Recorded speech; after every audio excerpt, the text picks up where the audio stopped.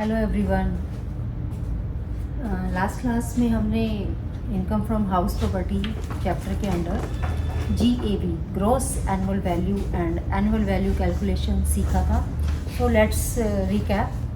GAV, how to calculate municipal valuation and fair rent whichever is higher. Then it is compared with the standard rent whichever is lower. Then it is called RER, reasonable expected rent. We get while comparing this higher value with the standard rent, then it is at reasonable expected rent. So reasonable expected rent cannot be more than the standard rent. So standard rent is the last limit of the reasonable expected rent, and afterwards it is compared with the actual rent, and it is also deducted with vacancy loss if any, right? If any, it is compared with the RER, and the higher of this is taken as GA, right? So gross annual value is calculated. Now we will do how the income from house property is calculated. ये अभी हमारे पास क्या आई है, GAV आई है, annual value आई है. Annual value is not the income from house property. तो उसके लिए हमें कैसे कैलकुलेट करना है, उसका हमारे पास एक फॉर्मेट है. वो फॉर्मेट हम देखते हैं. Before that see, this is RER. In case of let out property, GAV is RER or actual rent, whichever is higher. This is in case of let out property. In self occupied property, GAV is 0, right? No RER and GAV is also 0. In case of deemed to be let out property, deemed to be let out which is not let out but is taken as let out, जो कि rent पर नहीं दी गई है और जिसको मान लिया गया है कि वो रेंट पर दी गई है, तो उस तरह की प्रॉपर्टी में एक्चुअल रेंट आएगा नहीं. तो there will be no actual rent. तो GAV is the, RER is the GAV, right? Here higher value with the AR. Here GAV is 0. Here GAV is RER. Reasonable expected rent is equal to the gross annual value.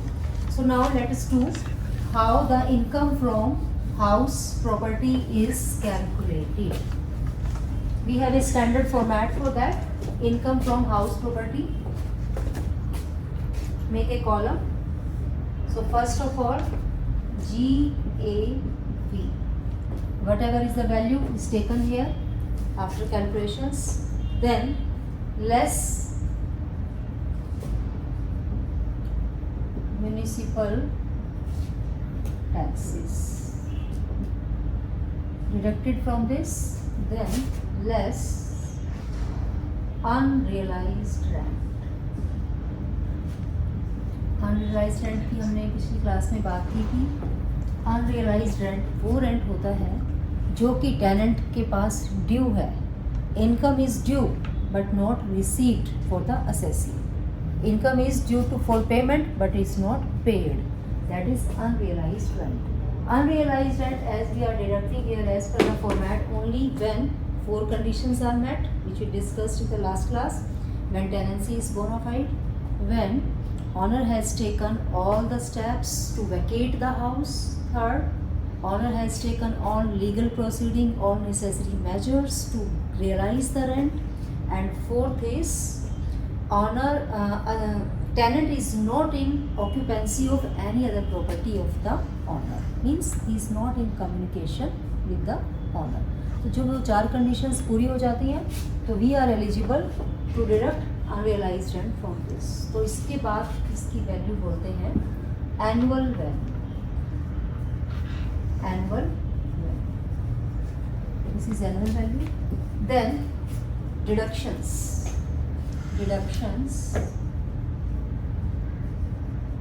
Under section 24. This is annual value of the property after deducting all the expenses like municipal taxes, etc. Then deduction under section 24. First is under section 24A, standard deduction.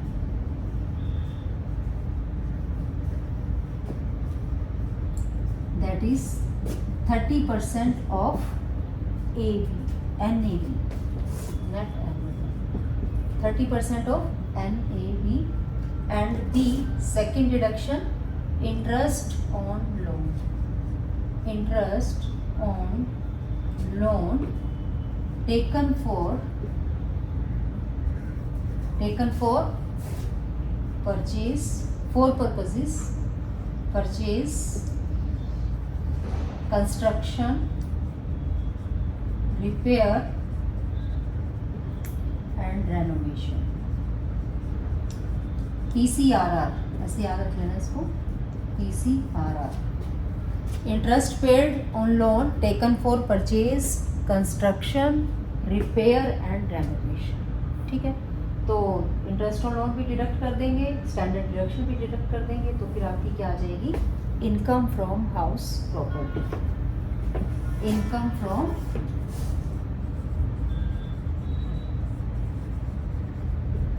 House property.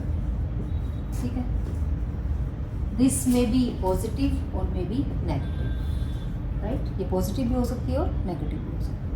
तो income from house property, this is the format. अब हमारे पास discussion के लिए आगे क्या topic बचता है, interest on loan. How much amount is deducted, how much amount is deductible, right. And we have 3 types of property. One is let out property, self occupied property and deemed to be let out property. In case of let out property, in case of deemed to be let out property, interest on loan is unlimited. जितना भी actual amount है interest का, that is all deductible. But in case of self occupied property there is certain different rules, there is a limit how much amount is to be deducted. ठीक है, वो हम बाद में करते हैं. अभी ये आपका फॉर्मेट है, इसको आप याद कर लीजिएगा, नोट कर लीजिएगा. Municipal taxes paid, unrealised rent not received, net annual value, then standard deduction, then interest on loans 24A, 24B. Let us do a practical question, how to calculate this as per the format, how to calculate income from house property. ठीक है, तो उसका question है,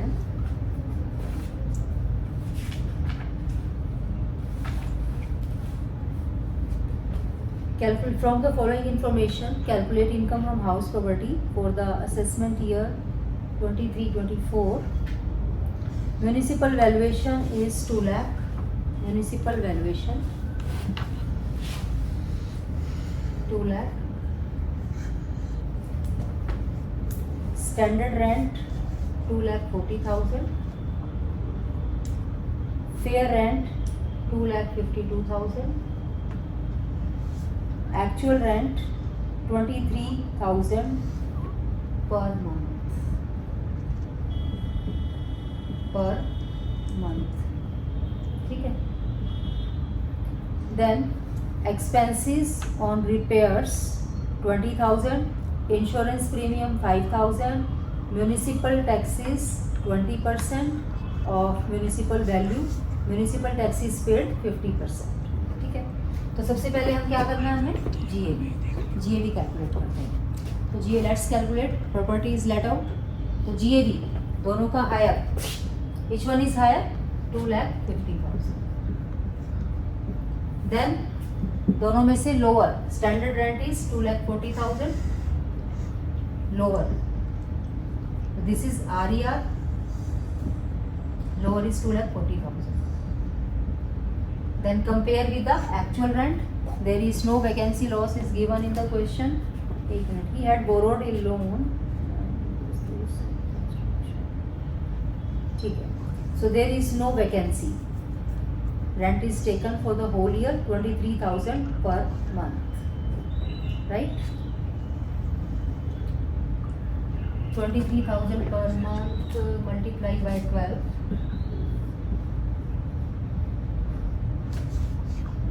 2,76,000. RER will be compared with the actual rent, 2,76,000.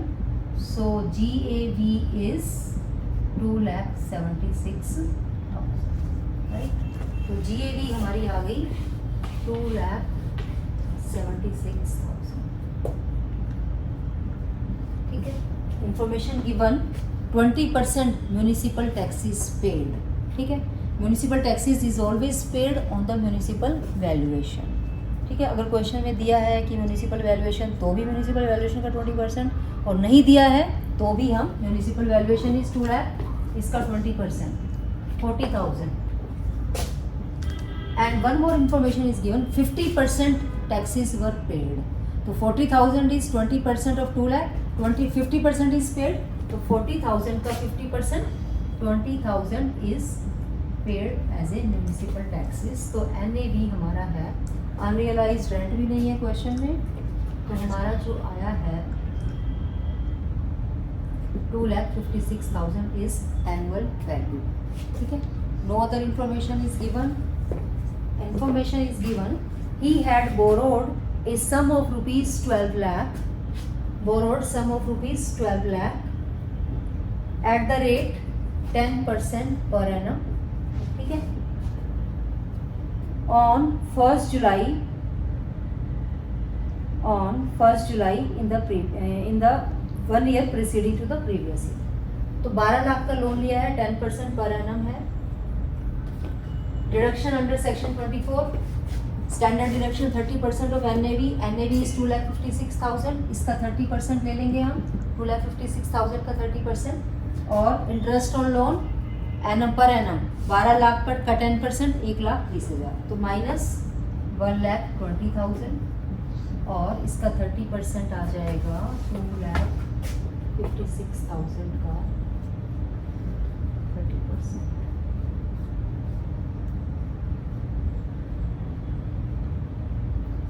76,800। ये आ जाएगी आपकी income from house property, right. So next is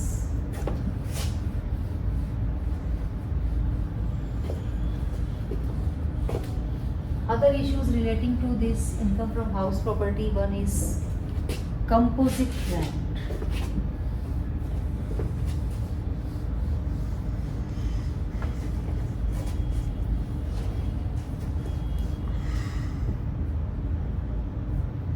Composite rent means the rent, as we previously talked about, rent from the building. There should be a building, ठीक है। तो building को आपने rent पर दिया, उसका जो इनकम आई that is income from house. Suppose owner is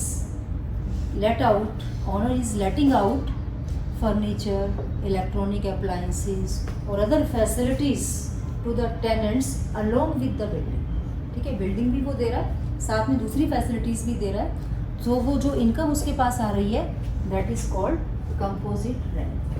as we know that income from house property में हमें सिर्फ बिल्डिंग का रेंट लेना है, हमें दूसरी फैसिलिटीज़ के रेंट की इनकम को इस इनकम में ऐड नहीं करना है।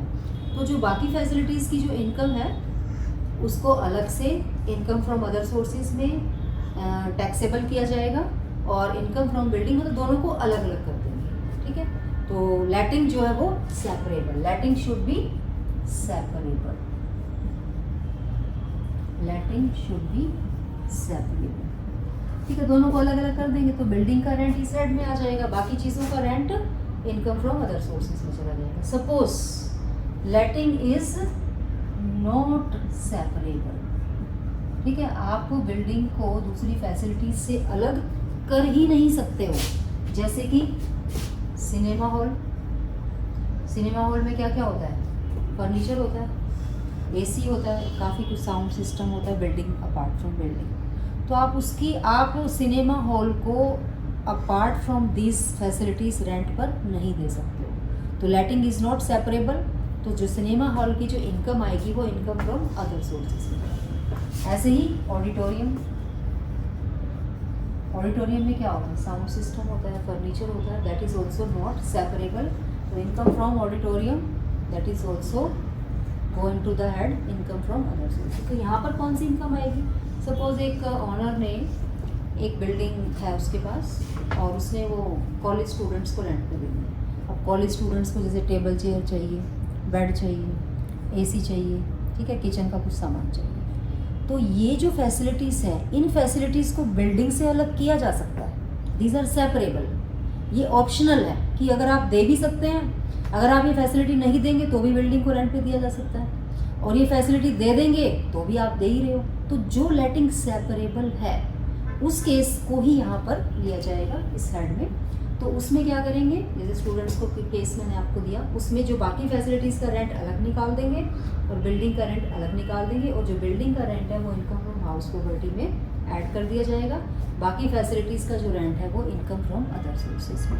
ठीक है, जिस केस में बिल्डिंग को दूसरी फैसिलिटीज़ के साथ अलग किया जाना पॉसिबल नहीं हो, वो income from those buildings is taxable under the head income from other sources. इस हेड में कौन सी बिल्डिंग्स चार्जेबल टू टैक्स है? जो कि बिल्डिंग की दूसरी फैसिलिटीज़ के साथ उसको सेपरेट किया जा सकता है। ठीक है, तो this is composite rent. Now next is unrealised rent. Unrealised rent, as I told you that unrealized rent, as I told you that which is the rent, the portion of the rent which is not paid by the tenant and not realized by the owner from the tenant। तो इसका tax treatment क्या करेंगे हम unrealised rent का? इसका tax treatment हमें समझ में आ गया, कंपोजिट रेंट का टैक्स ट्रीटमेंट। अब हमारा क्या है unrealised rent, very important topic, last semester में ये एग्जाम में पूछा भी गया था। Unrealised tax treatment of unrealised rent. ठीक है, ये क्लियर है अनरियलाइज्ड रेंट क्या होता है। अब इसका टैक्स ट्रीटमेंट अभी थोड़ी देर पहले हमने किया था। अनरियलाइज्ड रेंट को डिडक्ट किया था जीएबी में से। कब किया था? जब 4 कंडीशंस फुलफिल होती हैं तब इसको डिडक्ट कर सकते हैं। एक तो ये हो गया आपका टैक्स ट्रीटमेंट जब आपको वो रियलाइज नहीं हुआ है, जब आपको वो नहीं मिला है। ठीक है, अब सेकेंड सिचुएशन आती है, suppose unrealized rent realized subsequently। ठीक है, बाद में अनरियलाइज्ड रेंट था, जो टेनेंट था वो आपकी रीच में नहीं था, आपको मतलब एसएससी को पता नहीं था वो कहाँ है। He was not in communication with the assessee, he was just out of the picture, right. तो 1 साल बाद 2 साल बाद ठीक है बैक, और उसने कहा जी लो 2 महीने का रेंट। तो वो प्रीवियस ईयर कोई और था जिसमें हमने उसको डिडक्ट किया था। अब जो प्रीवियस ईयर है वो कोई और है जिसमें वो मिला है। ठीक है, डजेंट मैटर, मिल गया है, जब भी मिल गया, जब जागो तभी सवेरा, तो मिल गया है। तो क्या करेंगे इसको, जब हमारी income from house property calculate होने से पहले जो इनकम हमारे पास आएगी उसमें हम क्या करेंगे, add unrealised rent. Tax treatment चल रहा है उसका, अनरियलाइज्ड रेंट को उसमें ऐड कर देंगे। और क्या करेंगे, ये इनकम है, ये पिछले से किसी और साल से रिलेटेड है। ठीक है, तो इसका क्या करेंगे, फिर ऐड कर देंगे लास्ट में, प्लस लेस 30% स्टैंडर्ड डिडक्शन। तो ये अनरियलाइज्ड रेंट को यहाँ रखेंगे with in the column, minus करके फिर यहाँ पर उसको, ये उसका टैक्स ट्रीटमेंट है। When unrealized rent realized subsequently, it is added into the income from the house property of the current previous year after deducting 30% standard deduction of rent। ठीक है, इतना ही था बस ये।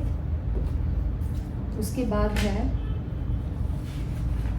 हम करेंगे उसके बाद एरियर्स ऑफ रेंट। क्या है, एरियर्स ऑफ रेंट।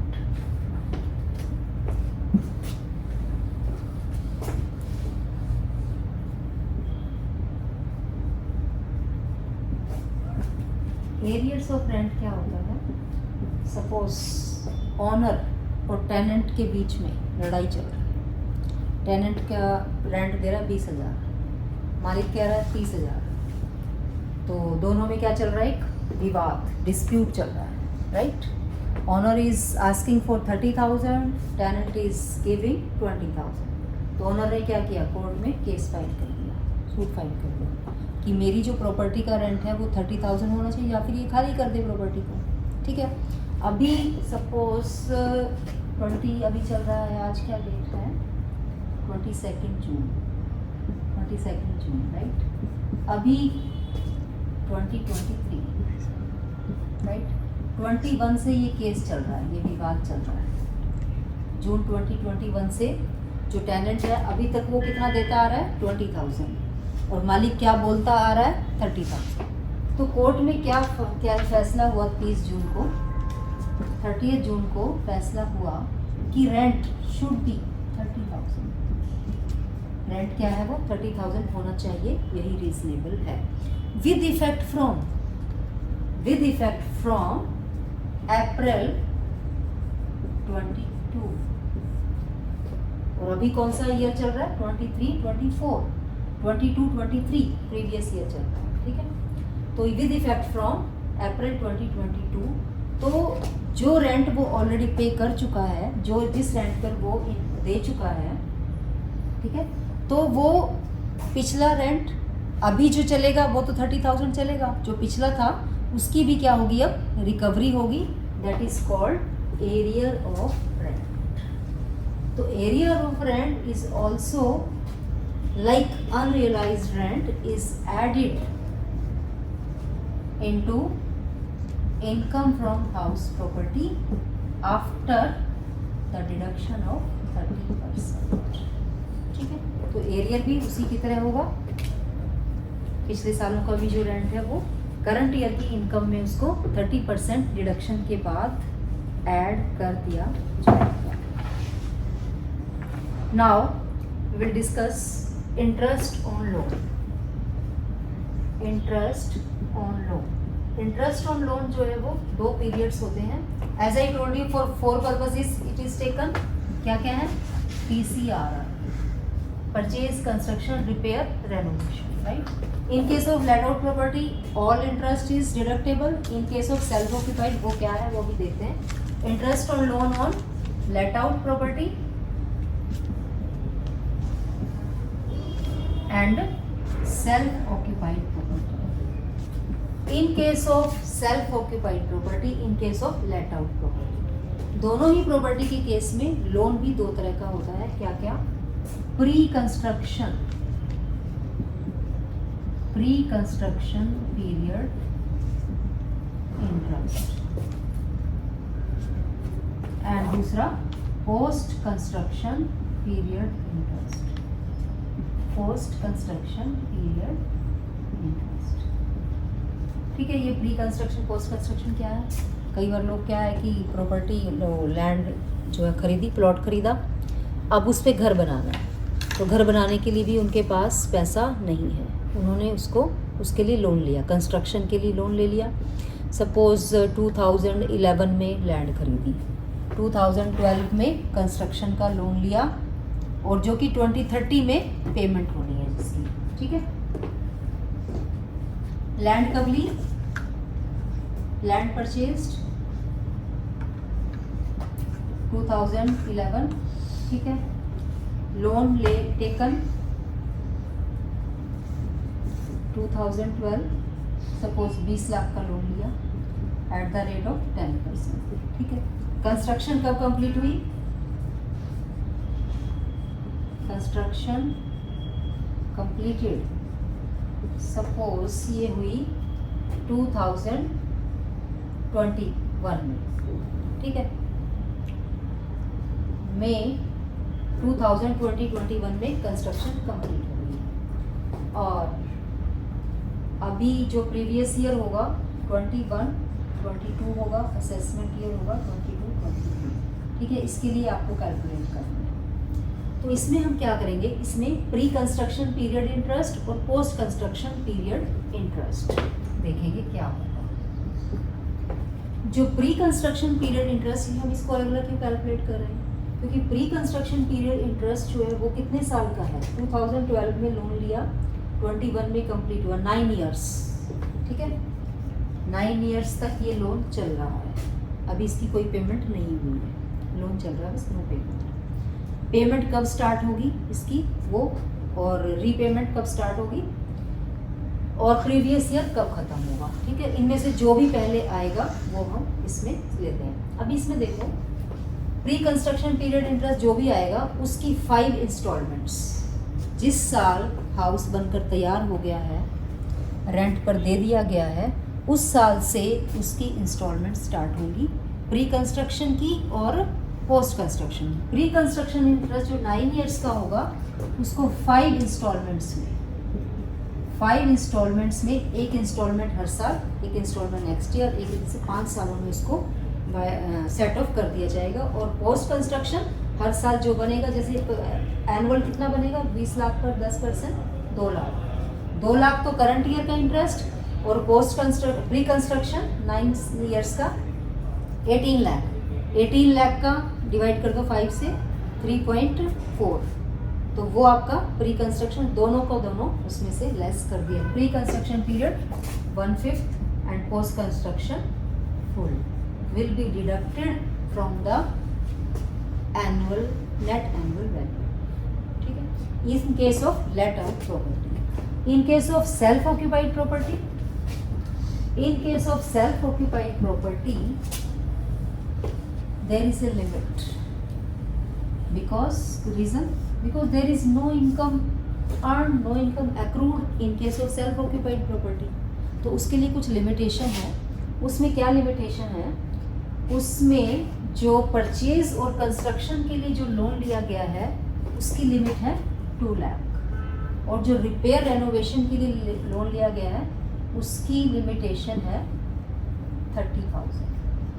ठीक है, तो परचेज के लिए गए लोन को आप 2 लाख रुपए तक डिडक्ट कर सकते हो, और रिपेयर रेनोवेशन के लिए गए लोन को आप 30,000 तक डिडक्ट कर सकते हो। ठीक है, तो ये है इसका। अब ये 2 लाख के लिए भी कुछ कंडीशंस हैं, वो क्या क्या है? 2 लाख ये तो क्लियर हो गया कि परचेज कंस्ट्रक्शन के लिए 2 लाख, रिपेयर रेनोवेशन के लिए 30,000। अब जो 2 लाख है वो भी उसके लिए क्या क्या कंडीशन है? जो लोन है वो आफ्टर 1 अप्रैल 1999 से पहले दिया गया। ठीक है, आफ्टर 1 अप्रैल 1999 फॉर एक्वायरिंग और कंस्ट्रक्शन प्रॉपर्टी। और पर्पस क्या था? Purchase and construction, and purchase or construction should be completed within 5 years from the end of financial year in which capital was borrowed। ठीक है, in case of self occupied property 2 lakh कब deduct होगा? Purchase के लिए लिया, construction के लिए लिया, लेने के बाद 5 साल के अंदर कंस्ट्रक्शन कंप्लीट हो गई, और जो लोन है वो 1 अप्रैल 1999 के बाद लिया गया। उससे पहले के लोन यहाँ पर अप्लाई नहीं है। ठीक है, 30,000 की कंडीशन कब है? जब वो रिपेयर रेनोवेशन के लिए लिया गया हो, और उसका जो लोन है वो 1 अप्रैल 1999 से पहले लिया गया हो, और कैपिटल जो है वो कितनी हो? लिमिट क्या है? 30,000। ठीक है, रिपेयर रेनोवेशन इसमें मेन है, कंस्ट्रक्शन के लिए क्योंकि अमाउंट ज़्यादा होता है तो ये 2 लाख जनरली यूज़ होता है, रिपेयर रेनोवेशन के लिए तो 30,000। तो सेल्फ ऑक्यूपाइड प्रॉपर्टी में हमेशा ही नेगेटिव इनकम होती है, no income is accrued, so just to giving an incentive for the people for having their own house, this incentive is given by the government, right. This is the case of interest on loan, reduction is given under section 24B, right. तो in case of let out property, in case of self occupied property we have done. We will do some practical question on that to illustrate this provision. Another question, X owns a house property जिसका municipal valuation है, municipal valuation is 1,45,000,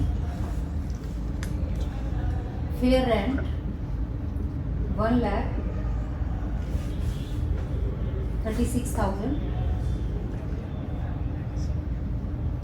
standard rent 1,24,000, actual rent,